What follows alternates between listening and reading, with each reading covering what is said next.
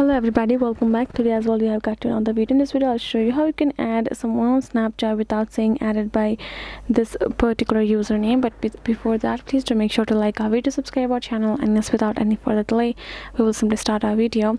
For that matter, what we're gonna do is we're simply gonna go ahead, open up our Snapchat app. Once we have opened up our Snapchat app, so let's say we're gonna go to our search bar, and we're simply gonna try and search some person's ID that we have gotten.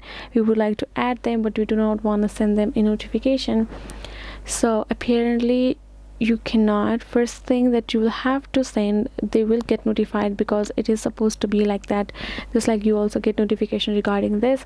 But if you, let's say that person's ID, you know it, you're simply gonna type it halfway. If you're gonna type it, once you type it halfway, and then only the half of the spelling, half of the name, half of the ID, and if that you get that person's ID here in the suggestions bar, then you're gonna tap on that person's and tap on this ad. That way they won't get notified, right? So if you do that, that is the only way for you to not send them the notification. If you type in their ID or that particular account's name halfway through, for you to get suggestions from over here.